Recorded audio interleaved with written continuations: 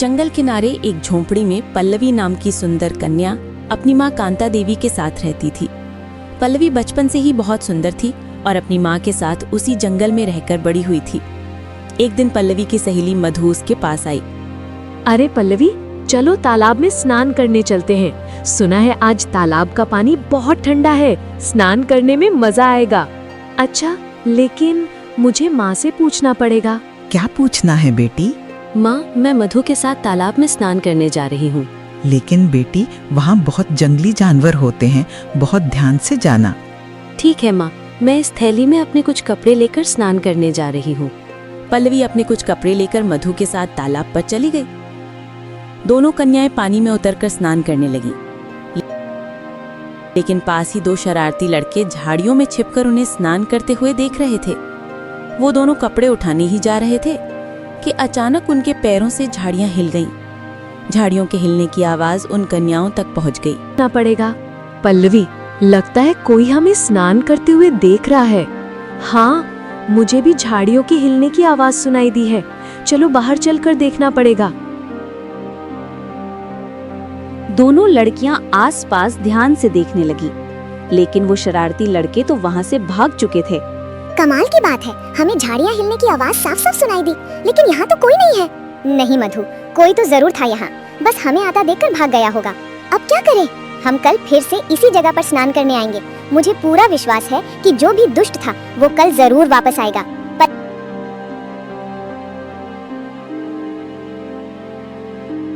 इतना सोचकर दोनों लड़कियां अपने घर चली गई।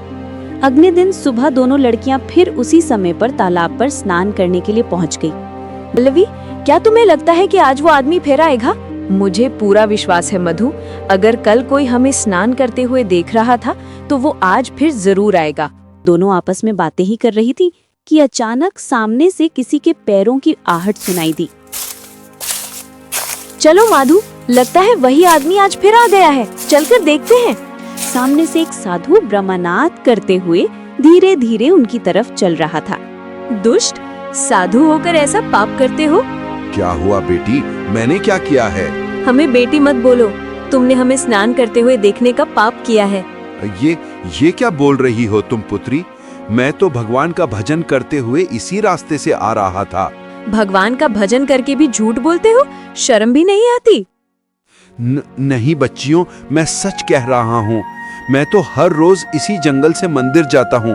तुम लोगों को स्नान करते हुए मैंने देखा तक नहीं, मैं अपनी राह में ही मग्न था। जाओ, मैं तुम्हें श्राप देती हूँ कि तुम सारी जिंदगी दर दर भटकते रहो, तुम्हें कोई अन्न का बाना भी ना दे। ये क्या बोल रही हो बेटी? मैंने कुछ भी नहीं किया। लेकिन पल्लवी और मधु उसकी एक न सुनी और दोनों वहां से गुस्से में चली गईं। उसी समय पास के पेड़ पर बैठा एक पक्षी ये पूरी घटना देख रहा था।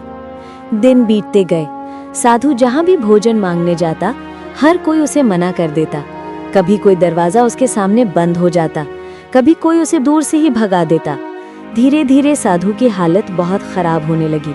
उसके शरीर में कमजोरी, चेहरा सूख गया, आंखों में दर्द, वो भूख से कड़पने लगा। वहीं दूसरी तरफ जो पक्षी सब देख रहा था वो बहुत बेचैन हो गया। उसने खुद से कहा, इस साधु ने तो किसी का बुरा किया ही नहीं, फिर इसे इतना बड़ा दंड क्यों? उस पक्षी को साधु पर दया आ गई। उसने उड़ान भरी और निकल पड़ा उस सुंदर कन्या पल्लवी को ढूंढने, जिसने गलतफहमी में साधु को श्राप दे दिया था।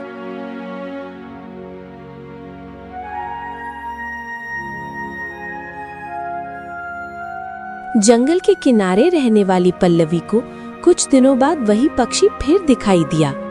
पक्षी उसके पास आकर मनुष्य की भाषा में बोला, कन्या, तुमने जिस साधु को श्राप दिया था वो पूरी तरह निर्दोष था। झाड़ियां उन शरारती लड़कों ने हिलाई थीं और सजा उस बेगुनाह साधु को मिल गई। ये सुनते ही पल्लवी के मन में पछतावा भर गया। वो तुरंत उस तोते के साथ जंगल की ओर साधु को खोजने निकल पड़ी।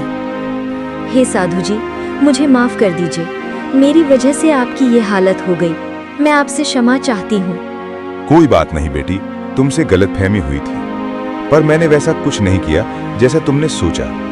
जी साधु जी, अब मुझे पूरा सच पता चल गया है। मैं अपना श्राप वापस लेती हूँ। आप चाहे तो मुझे दंड दे सकते हैं। नहीं पुत्री, गलती तो सभी से होती है, लेकिन अब सजा देने का समय असली गुनहगारों का है। इसके बाद साधु, पल्लवी और वो पक्षी तीनों मिलकर उन लड़कों को ढूंढने निकल पड़े जिनकी शरारत की वजह से ये अनर्थ हुआ था। थोड़ी ही देर में वे दोनों लड़के जंगल की झाड़ियों के पास दिखाई दे गए।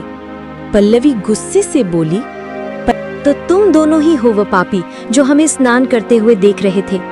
आज मैं तुम्हें वही दंड दूंगी जिसकी तुम पात्र हो।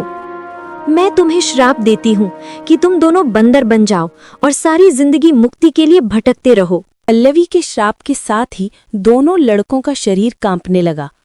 कुछ ही क्षणों में वे बंदरों में बदल गए और डरते हुए जंगल की गहराइयों में भाग गए। इसी तरह बेगुनाह साधु को न्याय मिला और अपराधियों को उनके कर्मों की सजा। यदि आपको ये कहानी पसंद आई हो तो हमारे चैनल को जरूर सब्सक्राइब करें।